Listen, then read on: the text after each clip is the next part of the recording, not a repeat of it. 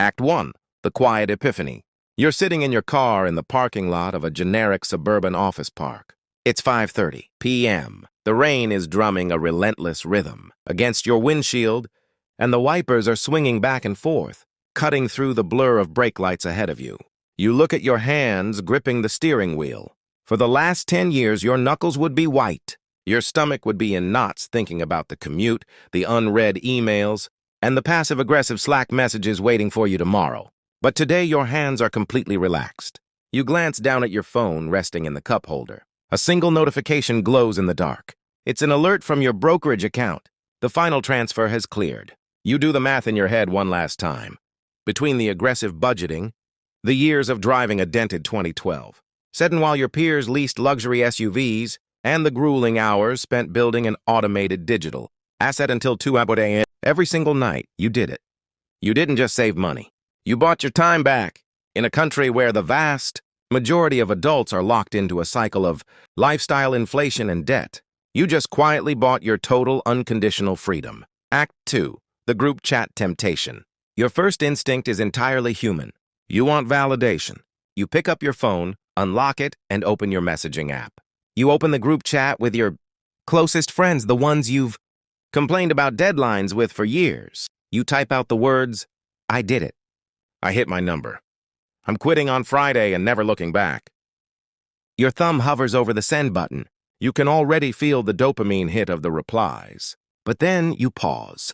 You look at the flashing cursor, and a cold wave of reality hits you. If you send that text, the dynamic changes instantly. You live in a culture that defines human worth by production. In America, the first question you are asked at a backyard barbecue or a dinner party isn't, "Are you happy?" It's a "What do you do?" If you tell your family, the anxiety will be suffocating. Your parents, raised on the traditional 40-year corporate grind, will panic. They'll ask about your health insurance, your gap in resume, your 401k match, and whether you're having a psychological breakdown. If you tell your friends, a subtle, invisible wall will go up. No matter how much they love you, a quiet envy will enter the room. Every time they complain about their boss, and you sit there in comfortable silence, the gap between your realities will widen. You realize something profound. The American matrix loves a hustle, but it genuinely does not understand rest. If you tell them you're out, they will unconsciously try to drag your mindset back into the cage just to make themselves feel secure. So you hit delete. You clear the text.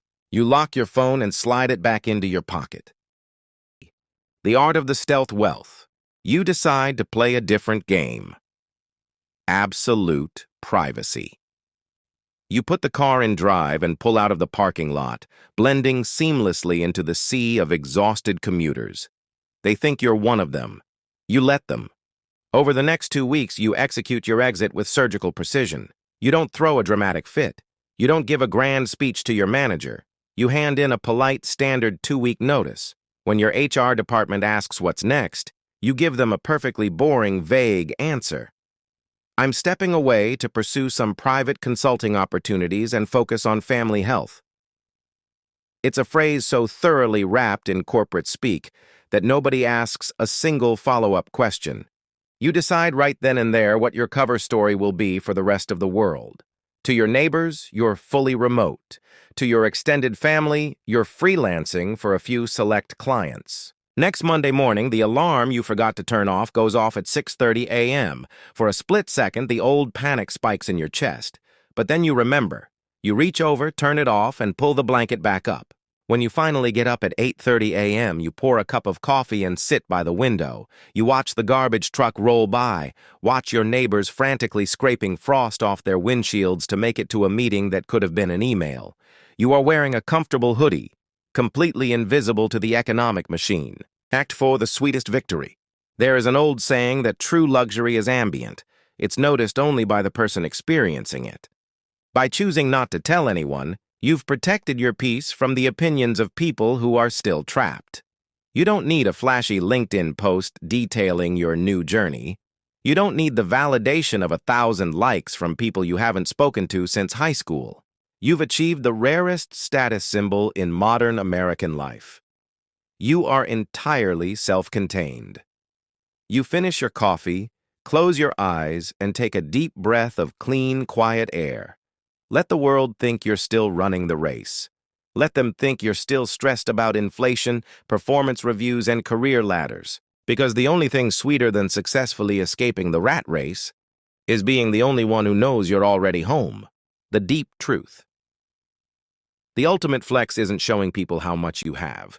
It's letting them think you have nothing special while you secretly own 100% of your life. If you woke up tomorrow completely financially free, how long could you go without telling a single soul?